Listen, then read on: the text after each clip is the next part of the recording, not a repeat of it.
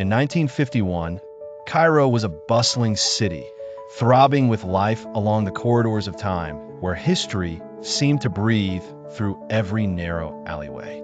Murad lived in one such district, a man now thrust into a role beyond his comfort, the guardian to his sister's daughter, Mouna. Following his sister's untimely death, he had been scrambling to balance his newly inherited duties with his work at the State Archives. Tasked with finding a nanny for Mouna, his attention was caught by an intriguing advertisement placed rather strategically in the local newspaper. And thus enters Linda, a woman with eyes that carried both warmth and shadows of a burdensome past. She responded to the call, seemingly answering not just the advert, but some unforeseen burgeoning destiny.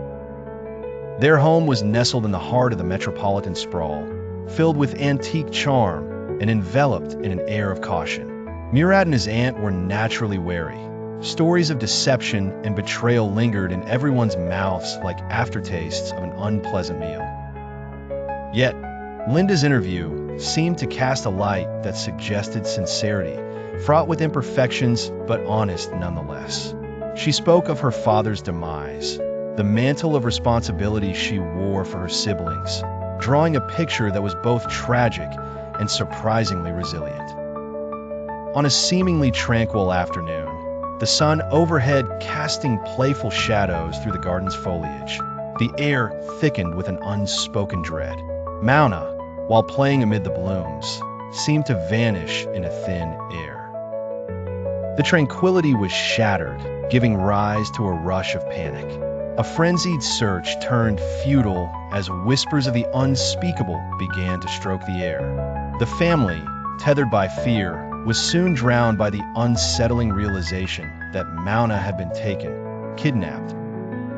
It wasn't long before the call came, a raspy, anonymous voice that demanded a ransom. Murad, his face a stone mask of resolve and fear, dialed the police.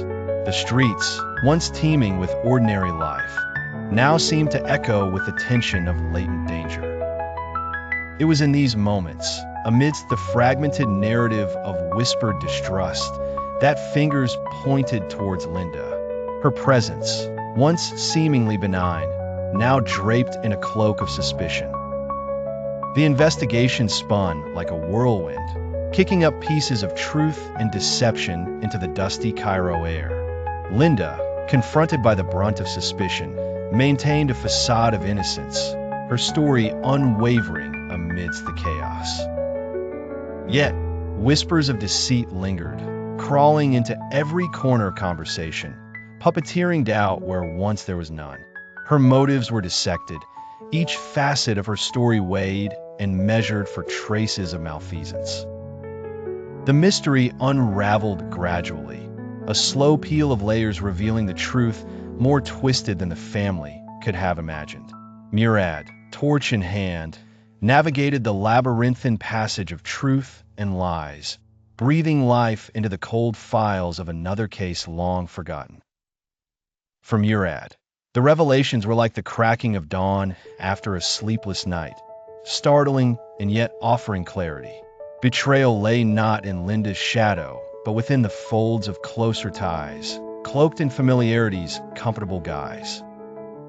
The rescue of Mouna became less of a singular triumph and more a shattering depiction of human fragility, unveiling how trust can be a treacherous path unto itself. Finally, as night descended upon Cairo and lanterns flickered to life against the darkening sky, Murad realized the gravitas of vigilance. It was a lesson sung by the ages, engraved upon his memory.